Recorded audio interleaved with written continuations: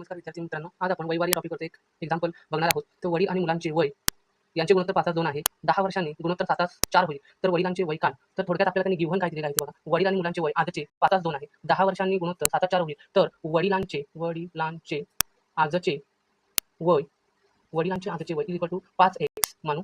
तर मुलाचे आजचे वय इज इक्वल टू 2x मानू. कारण गुणोत्तर आपल्याला त्यांनी दिलंय 5:2. हे आजचं गुणोत्तर आहे. तर वडिलांचे आजचे गुणोत्तर हे वडील आणि मुलाचे आजचे गुणोत्तर 5:2 आहे. तर म्हणून वडिलांचे आजचे वय 5x, मुलाचे आजचे वय 2x. तर पुढे आपण बघणार आहोत हे एक्झाम्पल आपण कसं सॉल्व्ह करणार. तर त्यांनी पुढे दिले 10 वर्षांनी गुणोत्तर 7:4 होईल. तर 10 वर्षांनी म्हणून हे आजचं वय 5x आहे. तर वडिलांचे 10 वर्षानंतरचे वय बरोबर किती येणार? 5x अधिक 10. तर मुलाचे 10 वर्षानंतरचे वय किती येणार आहे?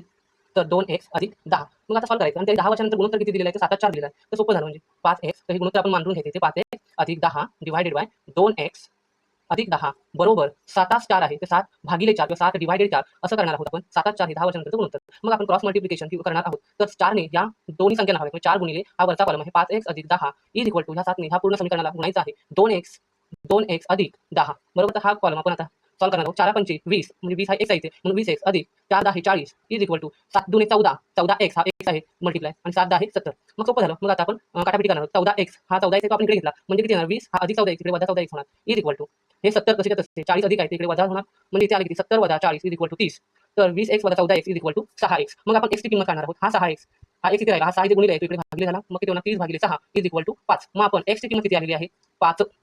x ची किंमत आलेली आहे 5. मग आपण त्यांनी विचारलेलं काय? वडिलांचे वय. तर आजचे वय. मग वडिलांचे आजचे वय किती आहे? 5x आहे. मग वडिलांचे आजचे वय इज इक्वल टू 5x आहे बरोबर. मग x ची किंमत 5 आहे म्हणून 5 गुणिले 5 इज इक्वल टू 25. व मुलाचे आजचे वय इज इक्वल टू 2x. मग x ची किंमत 5 आहे मग 2 गुणिले 5 इज इक्वल टू 10. म्हणजे किती आलं बघा.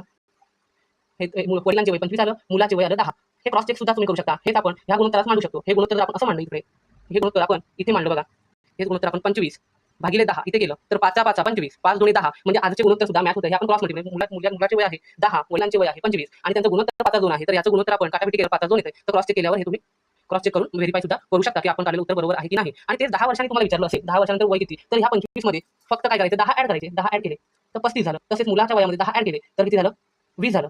तर 10 वर्षानंतर वडिलांचे वय 35 असेल, मुलाचे वय 20 असेल तर त्याचा गुणोत्तर बघा 10 वर्षानंतर 7:4 आहे. जर याच 35 छेद 20 ला आपण काटापटी केली तर बघा 5 ची 7 35 डिवायडेड बाय 5 चौक 20 हे उत्तर सुद्धा हे गुणोत्तर सुद्धा आपलं क्रॉस झालं. हे गुणोत्तर 7:4 इथे क्रॉस व्हेरिफिकेशन सुद्धा आपण करू शकतो. म्हणजे आपलं उत्तर हे बरोबर आहे हे आपल्याला समजतं. थँक्यू.